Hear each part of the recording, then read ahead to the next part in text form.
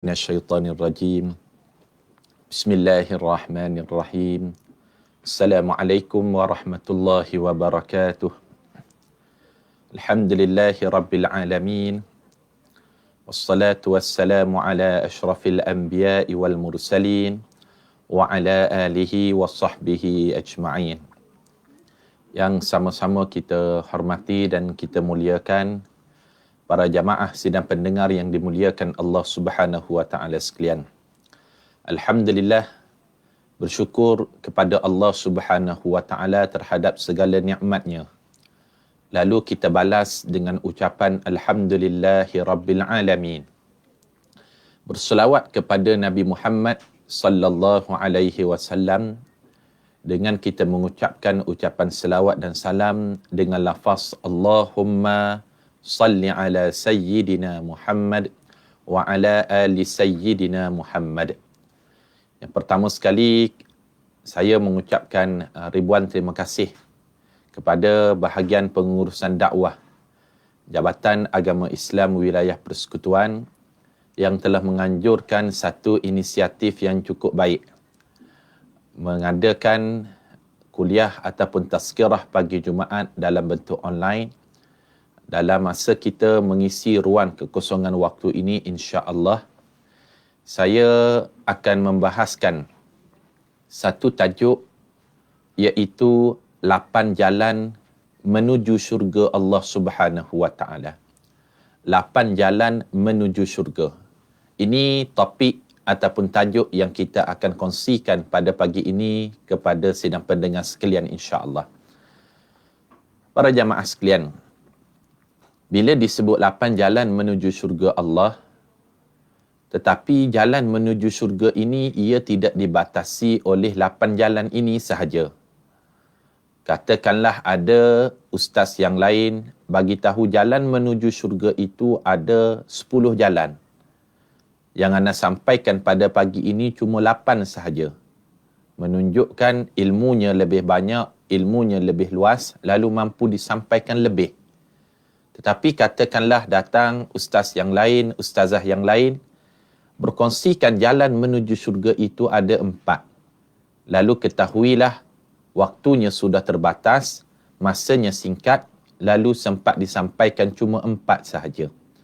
Apa pengajaran yang cuba anda sampaikan? Pengajarannya jalan menuju syurga itu ia tidak dibatasi oleh jumlah. Yang mengatakan jalan ke syurga ada 8 betul, yang mengatakan ada 4 pun betul, yang mengatakan ada 10 pun betul. Lalu apa pengajarannya? Jangan kita taksub, jangan kita dibatasi jalan-jalan menuju syurga Allah Ta'ala itu dengan jumlahnya. Lalu kenapa anda sampaikan pada pagi ini jalan menuju syurga itu ada 8? Kerana bersesuaian dengan abwabul jannah ataupun pintu-pintu syurga itu ada 8. Sepakat para ulama mengatakan pintu syurga Allah Ta'ala itu ada 8. Di dalam banyak hadis yang sahih, antaranya hadis yang sahih yang diriwayatkan oleh Al-Bukhari, Imam Bukhari rahimahullahu ta'ala, kata baginda sallallahu alaihi wasallam, man qala la ilaha illallah wa anna Muhammadar Rasulullah wa anna Isa abdullahi wa rasuluh wa kalimatuhu alqaha ila Maryam wa ruhum min adkhalahu Allahul jannah min abwabis thamaniyah.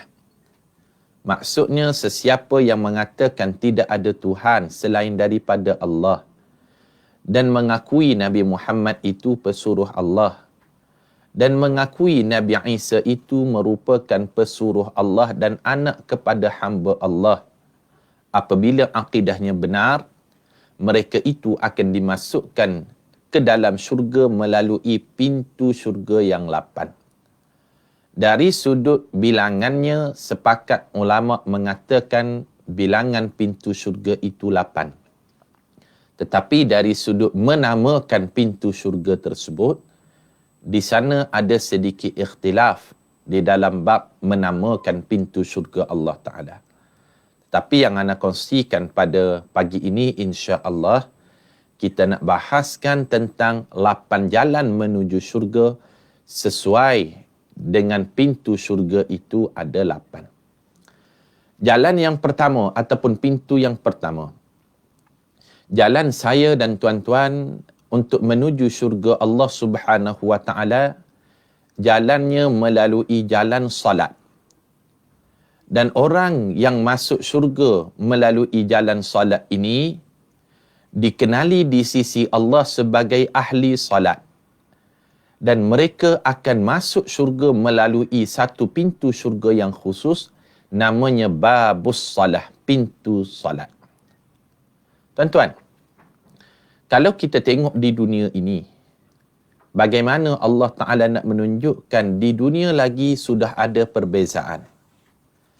Ada pintu-pintu masjid tertentu yang hanya khusus boleh dimasuki oleh golongan-golongan tertentu sahaja. Hanya boleh dimasuki, contohnya pintu diraja, oleh rombongan diraja sahaja. Pintu istana hanya boleh dimasuki oleh golongan istana sahaja. Begitu juga dengan syurga Allah. Orang yang akan masuk syurga melalui pintu salat, mereka ini dikenali di sisi Allah sebagai ahli salat. Wa man kana min ahli salah, sesiapa yang termasuk dalam kalangan ahli salat, du'iya min babis salah. Lalu mereka itu akan dipanggil masuk ke syurga melalui pintu salat. Adakah orang yang disebut sebagai ahli salat ni, Ustaz? Siapa ahli salat? Ahli salat mereka yang menjaga salatnya yang fardu ditambah dengan banyak salatnya yang sunat. Mereka itulah ahli salat. Siapa ahli salat? Satu hari, tuan-tuan,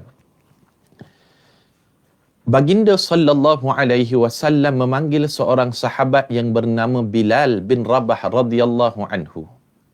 Ya Bilal, wahai Bilal, inni sami'tu dafan 'alaika baina yadayal fil jannah.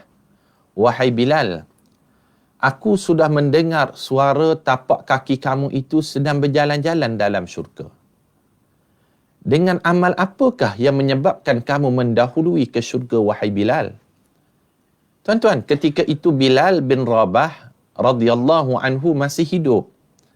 Amalnya belum dihisap di padang mahsyar. Tetapi bagaimana orang yang masih hidup, amalnya belum lagi dihitung kira oleh Allah, lalu Rasulullah sallallahu alaihi wasallam mengatakan tapak kaki Bilal sudah kedengaran dalam syurga Allah. Lalu pasti ada satu amal yang istimewa yang dilakukan oleh Bilal yang ingin diketahui oleh baginda Rasulullah sallallahu alaihi wasallam. Lalu jawab Bilal bin Rabah radhiyallahu anhu, wahai Rasulullah, aku setiap kali mengambil wuduk, maka aku tidak pernah meninggalkan salat sunat selepas wuduk. Apa pengajarannya, tuan-tuan? Kita ambil kisah, kita mencari hikmah. Kita baca kisah, kita mencari pengajaran. Hikmahnya di sini, Bilal bin Rabah radhiyallahu anhu, salatnya yang fardu pastinya dia jaga kerana dia merupakan muazzin baginda sallallahu alaihi wasallam. Ditambah pula Bilal bin Rabah radhiyallahu anhu ini tidak pernah meninggalkan salat sunat selepas wuduk. Lalu Bilal bin Rabah kata baginda sallallahu alaihi wasallam, kedengaran tapak kakinya di dalam syurga Allah Ta'ala. Layak tak kalau macam tu Bilal bin Rabah disebut sebagai ahli salat? Sangat-sangat layak. Lalu mungkin salah satu daripada pintu syurga Allah yang dimasuki oleh manusia yang bernama Bilal bin Rabah ini, tuan-tuan, nama pintunya adalah babus salah, pintu salat. Subhanallah. Sebab apa? Dia merupakan ahli salat. Itu sahabat, Ustaz. Kalau bukan sahabat, ada satu kisah, tuan-tuan, yang menceritakan berkenaan dengan seorang hamba Allah yang bernama Ahmad bin Hanbal. Bagaimana salat dia? Ahmad bin Hanbal merupakan murid kepada Muhammad bin Idris Asy-Syafi'i, Imam Syafi'i. Imam Ahmad bin Hanbal ataupun lebih dikenali sebagai Imam Hanbali. Apabila dia meninggal dunia, datanglah orang ramai bertanya kepada Imam Ahmad yang bernama Abdullah. Wahai Abdullah, kamu anak Imam Ahmad ke? Ya, saya anak Imam Ahmad. Kami ingin bertanya bagaimana dengan salat Ahmad bin Hanbal sewaktu dia hidup di dunia dahulu. Lalu jawab Abdullah, anak kepada Imam Ahmad ini, oleh kerana ayahnya sudah mati, dia ceritakan sikit nilai ibadat ayahnya supaya dijadikan contoh dan tauladan kepada umat yang akan datang. Kalau ayahnya masih hidup, dia takkan ceritakan bimbang timbulnya perasaan riak. Lalu kata Abdullah, ayahku Ahmad bin Hanbal sewaktu dia hidup, salatnya itu 300 rakaat. Sehari semalam mencecah sampai 300 rakaat. Lalu layaklah disebut sebagai ahli salat, mungkin salah satu daripada pintu syurga yang dimasuki oleh Ahmad bin Hanbal ini, namanya adalah babus salah, pintu salat. Lalu tuan-tuan, saya menyeru kepada diri saya dan kita semua agar kita hidup di dunia mendapat gelaran di sisi Allah sebagai gelaran ahli salat, kerana dengan jalan salat inilah merupakan jalan kita menuju syurga Allah melalui babus salat, pintu salat. Ini yang pertama tuan-tuan. Ana bahaskan jalannya, menyatakan pintunya secara simple dan sederhana, dan kita akan ambil contoh dan pengajaran daripada umat-umat yang terdahulu insya-Allah. Jalan yang kedua, salah satu daripada jalan menuju syurga Allah Ta'ala, yang keduanya melalui jalan puasa. Jalan puasa. Dan orang yang sering kali berpuasa, menjaga puasanya, digelar di sisi Allah sebagai ahli siyam, ahli puasa. Dan orang yang mendapat gelaran sebagai ahli siyam, ahli puasa ini, ada satu pintu syurga yang khusus bagi mereka. Nama pintunya adalah Babur Rayyan, pintu Rayyan.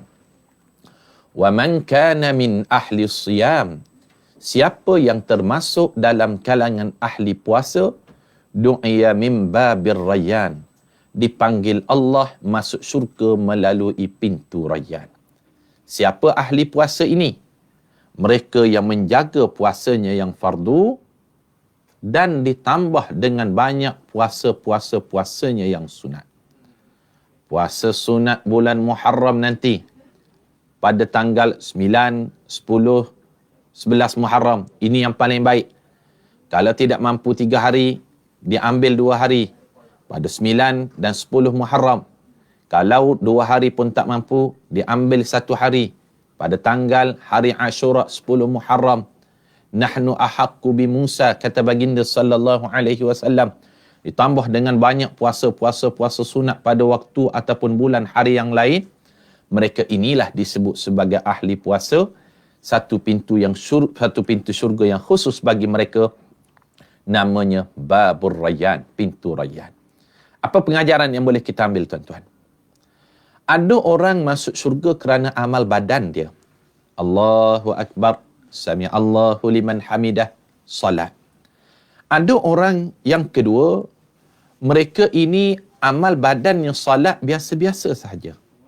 Tetapi amal tahan dia iaitu puasa luar biasa. Tahan mata, tahan telinga, tahan mulut, tahan perut, tahan tahan nafsu dan sebagainya. Mereka ini disebut sebagai ahli puasa. Satu pintu yang khusus bagi mereka di syurga kelak, namanya Babur Rayyan, pintu Rayyan. Itu jalan yang kedua. Ada jalan salat, ada jalan puasa. Setakat 2 penjelasan ana pada pagi ini, jalan mana agak-agak kita boleh menuju syurga Allah Ta'ala. Alhamdulillah Ustaz, kedua-duanya saya rasa saya boleh mantap, kita kata. Setakat dua penjelasan Ustaz, belum jumpa lagi pintu mana. Jangan sedih, don't be sad, la tahzan. Ada jalan yang ketiga. Jalan yang ketiga inilah yang disebut dengan jalan sedekah. Jalan sedekah. Orang yang masuk syurga melalui jalan sedekah ini, di sisi Allah dikenali sebagai ahli sedekah. Dan pintu yang dimasuki oleh mereka ini namanya babus sedekah, pintu sedekah. Jalannya jalan sedekah, orangnya ahli sedekah, pintunya pintu sedekah. Apa pengajarannya tuan-tuan? Ada orang masuk syurga melalui amal badan, Allahu Akbar, salat. Ada orang masuk syurga melalui amal tahan, puasa. Ada orang amal badannya salat biasa-biasa je. Amal tahan puasa pun biasa-biasa je. Tetapi amal hartanya luar biasa. Mereka itulah disebut sebagai ahli sedekah. Satu pintu syurga khusus bagi mereka, babus sedekah. Tuan-tuan, kalau kita pernah sampai ke Indonesia, ada satu tempat namanya Batu Licin. 1 jam menaiki flight dari Jakarta ke Batu Licin. Di Batu Licin ni tuan-tuan, seorang ahli sedekah yang beramal dengan kekayaannya, dengan hartanya, beliau telah menubuhkan istana yatim. Apa nama dia? Istana yatim. Bukan rumah anak yatim, bukan sekolah anak yatim, tapi ditubuhkan istana yatim. Yang mendiami istana yatim ini, anak-anak yatim yang dijaga, dipelihara seluruh pelosok di bumi Indonesia seramai 7,000 orang. Dibiayai oleh ahli sedekah. Ana wa kafilul yatim kahataini fil jannah. Dan aku berserta orang yang menjaga anak yatim itu ibarat 2 jari ini rapatnya kami di dalam syurga Allah. Dia mengambil pengajaran dengan beramal dengan hartanya, dalam masa yang sama mengambil kelebihan menjaga anak yatim. Ada satu pintu yang khusus bagi mereka ini, nama pintunya babus sedekah, pintu sedekah, dan mereka insya-Allah akan berada dekat dengan baginda sallallahu alaihi wasallam insya-Allah. Ini jalan yang ketiga tuan-tuan. Ada jalan salat, ada jalan puasa, ada jalan sedekah. Jalan yang keempat, jalannya melalui jalan jihad. Jalannya melalui jalan jihad. Pintu yang dimasuki oleh mereka ini disebut dengan babul jihad. Orang yang masuk syurga melalui babul jihad, pintu jihad, dikenali di sisi Allah sebagai ahli jihad. Inilah satu pintu yang khusus tuan-tuan, yang Allah Subhanahu wa taala sediakan kepada saudara-saudara kita yang berada di Palestin, yang berjuang mempertahankan akidah mereka, berjuang mempertahankan Baitul Maqdis, yang berjuang mempertahankan Masjidil Aqsa, berjuang mempertahankan keluarga mereka daripada tentera Israel. Mereka ini disebut sebagai ahli jihad. Satu pengiktirafan yang khusus yang Allah berikan kepada mereka, iaitu babul jihad, pintu jihad. Oh, kalau macam tu Ustaz, Allah Ta'ala itu tidak adil lah. Kami di Kuala Lumpur, di Selangor, di Kelantan, mana ada peluang melawan tentera Israel, mempertahankan Masjidil Aqsa? Tidak ada di tempat kami. Allah Ta'ala itu maha adil. Alaisallahu bi ahkamil hakimin. Bukankah Allah Ta'ala itu hakim yang paling adil? Ta'rifan jihad itu luas maknanya. Mereka yang berada di Palestin, mereka ada ruang jihad mereka. Tetapi kita berada di Kuala Lumpur, di Selangor dan sebagainya ini, jihad kita dalam bentuk yang lain. Salah satunya jihad kita menuntut ilmu. Kerana baginda sallallahu alaihi wasallam bersabda, "Man kharaja fi talabil ilmi fahuwa fi sabilillahi hatta yarji'ah." Siapa yang keluar dari rumahnya dengan niat menuntut ilmu, mereka itu dianggap sedang berjihad pada jalan Allah sehinggalah mereka itu pulang. Maknanya tuan-tuan, kita juga layak disebut sebagai ahli jihad ketika mana kita berjuang menuntut ilmu. Ini jalan yang keempat, tuan-tuan. Ada jalan salat, ada jalan sedekah, ada jalan puasa, ada jalan jihad. Jalan yang kelima, jalannya dengan memperbanyakkan istighfar. Pintu yang akan dimasukinya namanya babut taubah, pintu taubat. Man lazimal istighfar, orang yang sentiasa melazimi istighfar, ja'alallahu lahu min kulli hammin faraja wa min kulli dhiqin makhraja wa ja'alahu min haitsu la yahtasib wa razaqahu min haitsu la yahtasib. Sesiapa yang memperbanyakkan melazimi istighfar, Allah Ta'ala jadikan setiap kesedihan ditukar menjadi jalan keluar. Wa min kulli hammin faraja wa min kulli dhiqin makhraja.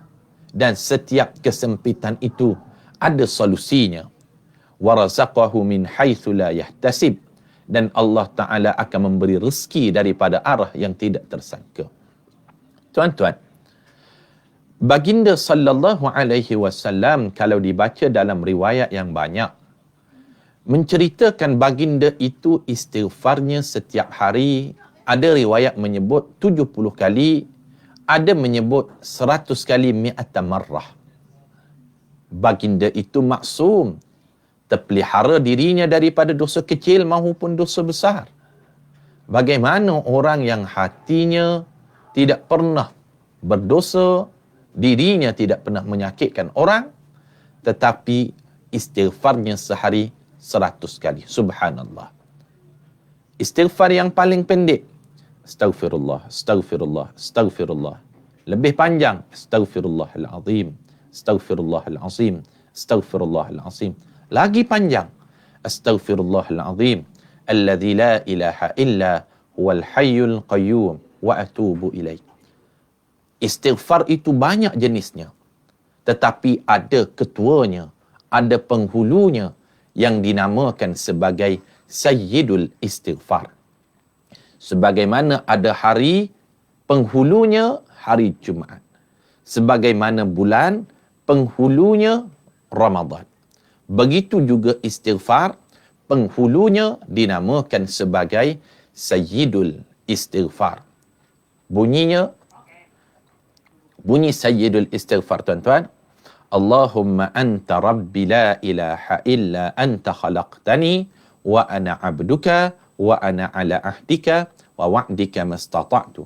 A'udzu bika min syarri ma sana'tu, abu'u laka bi ni'matika alayya wa abu'u bi dhanbi faghfirli fa innahu la yaghfiru dhunuba illa anta. Amalkan Sayyidul Istighfar ini, moga-moga demikian kita disebut sebagai orang yang sentiasa melazimi istighfar, dipanggil masuk syurga Allah melalui babut taubah, pintu taubat. Ini jalan yang kelima. Ada jalan salat, ada jalan puasa, ada jalan jihad, ada jalan sedekah, ada jalan dengan memperbanyakkan zikir dan istighfar. Yang keenam, salah satu daripada jalan kita menuju syurga Allah Subhanahu wa taala, jalannya adalah dengan menjadi orang yang pemaaf, menjadi orang yang menahan kemarahan, sentiasa bersabar dan bersikap memaafkan orang lain. Kerana baginda sallallahu alaihi wasallam diriwayatkan di dalam hadis yang diceritakan oleh Imam Ahmad bin Hanbal, riwayat Imam Ahmad, kata baginda sallallahu alaihi wasallam, innallaha baban, sesungguhnya Allah Ta'ala itu ada satu pintu di syurga kelak. la yadkhuluhu, yang mana pintu ini tidak akan dimasuki oleh orang, illa man afa 'anil mazlumah, melainkan orang yang sentiasa memaafkan orang lain apabila dirinya dizalimi, haknya diambil, sedangkan dia ada peluang untuk membalas orang tersebut. Ini tuan-tuan, maqam yang cukup hebat. Kalau kita tengok sekarang ni, orang makin berusia, makin baran. Makin berusia, makin kuat kemarahannya. Bahkan kalau kita pegawai-pegawai masjid yang bertugas di masjid ni tuan-tuan, kerana ahli jamaah ini pelbagai-bagai. Ada orang yang tak mahu mengikuti SOP-nya. Kalau kita tegur, kita larang, kita tanya tentang mas, kita tanya dah tulis nama ataupun belum, ada yang marah kembali kepada AJK masjid ataupun pegawai-pegawai masjid yang bertugas. Saya sendiri pun melalui pengalaman, bila kita tanya, cik dah tulis nama ataupun belum? Apa dia jawab? Dia kata, Allah dah tulis nama saya 50 tahun dah. Saya tak nak tulis nama. Kenapa ni tuan-tuan? Kerana makin lama, makin panas, makin lama, makin barang. Sedangkan ada satu pintu syurga yang khusus bagi orang yang mengawal kemarahannya, yang memaafkan orang lain. Nama pintu syurganya, pintu khusus bagi orang yang memaafkan orang lain. Ini yang ke-6. Yang ke-7 tuan-tuan. Salah satu daripada pintu syurga Allah Ta'ala juga, nama pintunya Babus Syafa'at. Pintu syafaat. Jalannya, jalan dengan mendapatkan syafaat. Sama ada syafaat itu, syafaat Al-Quran, syafaat itu, syafaat daripada anak-anak yang saleh yang menghafal Al-Quran, dan syafaat itu yang paling utama yang datang daripada Sayyidina wa Maulana Muhammad sallallahu alaihi wasallam. Bahkan baginda sendiri mempunyai 7 syafaat. Rasulullah sallallahu alaihi wasallam itu ada 7 syafaat. Dan syafaat yang paling agung, yang paling hebat, yang paling dinanti oleh semua umat manusia, yang dinamakan sebagai syafa'atul uzma, syafaat yang agung, syafaat yang terhebat, yang disebut dengan syafa'atul uzma. Ini jalan yang ke-7 tuan-tuan. Jalannya mendapatkan syafaat, pintunya babus syafaat, yang memberi syafaat itu mendapat keizinan daripada Allah. A'udzubillahi minasyaitonirrajim. Man dzalladzi yashfa'u 'indahu illa biiznih. Ayat yang lain surah Taha, yauma idzil la tanfa'u syafa'ah illa man adzina lahu ar-rahman wa radiya lahu qawla. Pada hari itu tidak ada orang yang boleh memberi syafaat dan pertolongan melainkan syafaat itu datang daripada orang yang Allah Subhanahu wa taala redai melalui orang tersebut. Ini yang ke-7 tuan-tuan. Yang ke-8 dan yang terakhir sekali. Yang terakhir sekali, salah satu jalan kita menuju syurga Allah Subhanahu wa taala. Jalannya tuan-tuan, yang ke-8, salah satu juga daripada pintu syurga Allah Subhanahu wa taala. Ini yang paling hebat, yang paling luar biasa. Jalan yang ke-8, jalannya masuk syurga tanpa hisap. Ini jalan masuk syurga tanpa hisap. Pintu syurga yang akan dilalui oleh mereka ini namanya Babul Aiman, pintu Aiman. Kalau ada anak-anak kita yang bernama Aiman, Aiman itu merupakan salah satu daripada pintu syurga. Dan orang yang masuk syurga melalui pintu Aiman ini, mereka yang masuk syurga tanpa melalui SOP. Apa maknanya? Dia tidak ditimbang amalnya, langsung terus masuk syurga Allah Subhanahu wa taala. Moga-moga saya dan kita semua termasuk melalui orang yang masuk syurga tanpa hisab. Amin ya rabbal alamin. Tuan-tuan, itulah yang boleh saya kongsikan dalam serba ringkas dan sederhana ini. dalam jangka masa lebih kurang 40 minit, kita membahaskan satu tajuk 8 jalan menuju syurga Allah Ta'ala. Moga-moga kita mengikuti jalan tersebut dan dipanggil masuk syurga Allah melalui ke-8 pintu syurga itu, insya-Allah. Terima kasih di atas perhatian tuan-tuan. Ampun maaf di atas kesilapan. Assalamualaikum warahmatullahi wabarakatuh. Okey, saya.